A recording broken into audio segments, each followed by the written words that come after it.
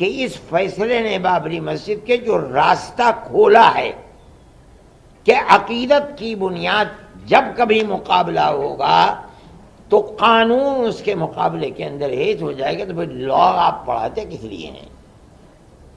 لائبریریوں کے اندر آپ کے ہزاروں کتابیں کس لیے رکھی ہوئی ہیں؟ ان کو آگ لگا دیجئے۔ آپ جو چادر مجھ سے چھیننا چاہ رہے ہیں میری مسجد ہے۔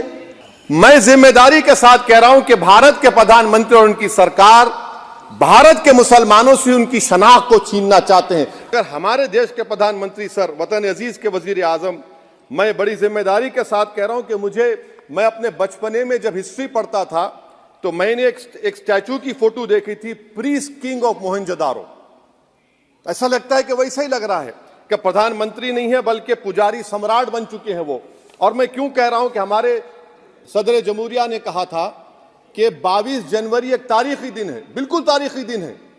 22 جنوری کی بنیاد 6 دسمبر 92 کو رکھی گئی۔ 22 جنوری کی بنیاد 86 میں تالے کھول کر رکھی گئی۔ 22 جنوری کی بنیاد جی بی پنت نے رکھی تھی، اسی لیے تاریخی دن ہے۔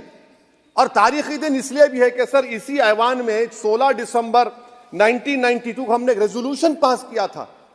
آپ بتائیے کہ آج اس ملک میں چاہے کوئی سیکولر پارٹی کا ہو یا جو بھی ہو، والے سب سیکولر ہیں، برا میں ہوں، کسی میں ہمت نہیں ہے کہ 6 دسمبر کی بات کی جائے۔ اور وہ تاریخی دن اس لیے بھی ہے سر، انصاف کرنے والوں میں ایک NCLT کے چیئرمین، ایک گورنر اور ایک نامزد شدہ رکن پارلیمان بیٹھے ہوئے تھے۔ اب آپ بتائیے میرے پاس بچا کیا ہے؟ بچا یہ ہے کہ آرٹیکل 32 بچا ہے جس کو بابا صاحب امبیڈکر نے دیا۔ آج ملک کے 17 کروڑ مسلمان بھارت کے وزیر اعظم پر اعتماد بھروسہ نہیں کرتے، بالکل نہیں کرتے، بتا رہا ہوں، کھل کے کہہ رہا ہوں۔ اگر آپ آرٹیکل 32 کا ڈیو پروسیس ہی ختم کر دیں گے تو پھر میرے پاس کیا بچے گا سر؟ کیا بچے گا؟ میں تو یہاں کھڑے ہو کر وہ سپریم کورٹ کے مایہ ناز بے باک وکیل دشن ڈوے کی طرح تو نہیں کہہ سکتا۔ مجھے آج بھی رول آف لا میں بھروسہ ہے، مجھے آج بھی قانون پر، سمویدھان پر بھروسہ ہے، مگر ڈیو پروسیس تو فالو ہونا چاہیے۔ ڈیو پروسیس فالو نہیں ہو رہا۔ ایک تاریخی دن 22 جنوری تھا، ایک تاریخی دن 31 جنوری تھا۔ سر رات کے اندھیرے میں اپیل کیے بغیر آپ آرے لے کر راستہ کھول دیتے ہیں، کیا پیغام دے رہے ہیں سر؟ 600 سال کی مہرولی کی مسجد کو بغیر کوئی نوٹس دیے آپ نے ڈیمالش کر دیا۔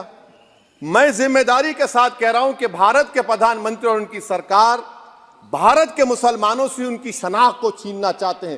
خواجہ اجمیری کے آستانے پر چادر بچھائیے، مگر آپ جو چادر مجھ سے چھیننا چاہ رہے ہیں میری مسجد ہے۔ آپ ہر مسجد کو چھیننا چاہتے ہیں۔ آپ بتائیے 17 کروڑ مسلمانوں کو کیا پیغام دے رہے ہیں آپ کہ آپ ہر مسجد کو چھین لیں گے مجھ سے؟ پھر میرا وجود کس معنی رکھتا ہے؟ میرا شناخت کیا معنی رکھتا ہے؟ رول آف لا کیا معنی؟ اچھا 1991 کے پلیسز آف ورشپ ایکٹ پر کیوں نہیں بولتے آپ لوگ؟ آپ اس پہ قائم ہے نہیں ہے۔ آپ 500 سال کی بات کرتے، میں آپ سے کہتا ہوں بھائی 500 سال پہ مت جائیے، بودھ پہ جائیے، جینزم پہ جائیے، شیوزم پہ جائیے، کہاں رکیں گے؟ ارے اس دیش کو آزادی ملی 47 میں، سمویدھان ملا ہم کو بابا صاحب امبیڈکر کا برابری کا، اس سے پہلے تو راجا رجواڑے تھے، جمہوریت نہیں تھی، لوک تنتر نہیں تھا، مگر آپ اس کو اس بارے میں لے کے جاتے ہیں۔ 500 سال آگے کیا ہوگا بتائیے؟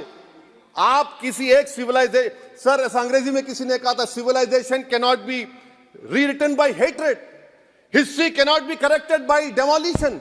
آپ یہ نہیں کر سکتے۔ اور میں امید کرتا ہوں کہ جب مورخ تاریخ لکھے گا، نریندر مودی اس ملک میں تاریخ لکھنا چاہتے ہیں۔ کیا تاریخ لکھنا چاہتے ہیں؟ کہ میں نے اس دیش کو، گاندھی امبیڈکر کے دیش کو میں نے ہندو راشٹر بنا دیا۔ اور ہم پوری قوت کے ساتھ جو بہتر سے بہتر وکیل تھے ان کو سامنے لا کر ہم نے اپنے دعوے کو پیش کیا، اور ہم بار بار یہ بات کہتے تھے کہ ثبوت اور شواہد کی بنیاد کے اوپر، یعنی قانونی دلائل کی بنیاد پر جو فیصلہ سپریم کورٹ کا ہوگا ہم اسے قبول کریں گے۔ سپریم کورٹ کا ایک فیصلہ کہ مسجد اپنی جگہ ہے، کسی مندر کو توڑ کر نہیں بنائی گئی، یعنی جہاں بابری مسجد ہے وہ رام جنم بھومی نہیں ہے، یہ فیصلہ کورٹ نے دے دیا۔ سپریم کورٹ میں یہ دلیل تھی، سروے ہوا تھا، سروے سے ثابت ہوا کہ یہاں کوئی دوسری عمارت نہیں تھی۔ لیکن ایک دوسرا فیصلہ کہ ہم یہ مسجد اکھاڑے کو دیتے ہیں، اس کی کوئی دلیل، کوئی ثبوت، کوئی شواہد نہیں ہے۔ سپریم کورٹ کے اس فیصلے نے، آپ خود دنیا کو دیکھیں، ملک کو دیکھیں، اس فیصلے نے کہ ہم عقیدت کی بنیاد پر اس مسجد کو توڑوا کر کے ہم اکھاڑے کو دیتے ہیں، اس نے جو راستہ دکھلایا ہے، اس راستے دکھلانے کے بعد پھوٹ پڑے ہیں مسائل کہ اس مسجد کو بھی لو، اس مسجد کو بھی لو، اس مسجد کو بھی لو، اس کے اوپر بھی۔ اس کا مطلب ہے کہ قانون کے راستے کے اوپر چلنا جو کورٹ کا امتیاز تھا، صرف بابری مسجد کے فیصلے نے ایک راستہ دکھلایا کہ نہیں، ان تمام قوانین اور قواعد کی لائبریریوں کو، ان کے کتابوں کو آگ لگاؤ، کوئی چیز نہیں ہے۔ فیصلے مذہب کے اندر جو بھی ہوں گے وہ عقیدے کی بنیاد کے اوپر ہوں گے، عقیدت مندی کی بنیاد پر ہوں گے، تو ملک کیسے چلے گا؟ یہ تو ایک تصور یہ دیا جا رہا ہے کہ جہاں بھی اکثریت اس ملک کے اندر اپنی عقیدت کی بنیاد کے اوپر کسی مسئلے کو لائے گی، وہاں حقیقت اور ثبوت و شواہد کو نہیں دیکھا جائے گا، بلکہ وہاں یہ دیکھا جائے گا کہ اکثریت کی عقیدت مندی کیا چاہتی ہے، جو چاہتی ہے اس کو پیش کر دیا جائے گا، تو ملک کیسے چلے گا؟ یہ ایک بات ہے سوچنے کی۔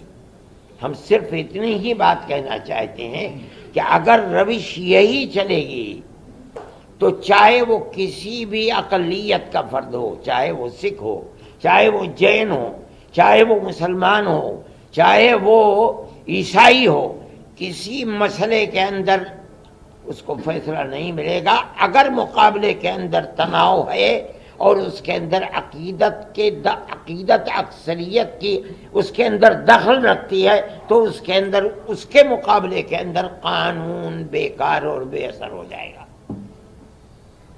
یہ بات میں ہی نہیں کہہ رہا ہوں، سمجھدار اور بڑے بڑے وکلاء یہ بات کہہ رہے ہیں کہ اس فیصلے نے بابری مسجد کے جو راستہ کھولا ہے کہ عقیدت کی بنیاد جب کبھی مقابلہ ہوگا تو قانون اس کے مقابلے کے اندر ہیج ہو جائے گا، تو پھر لا آپ پڑھاتے کس لیے ہیں؟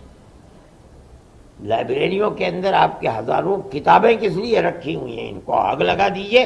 یہی مسئلہ ہے۔ یہ ملک کا میں سمجھتا ہوں بہت بڑا المیہ ہے کہ اس ملک کے اندر آج مسلمان یہ کہہ رہا ہے کہ مسئلے کی بنیاد لوور کورٹ سے لے کر سپریم کورٹ تک عقیدت کے اوپر ہے، قانون کے اوپر نہیں ہے۔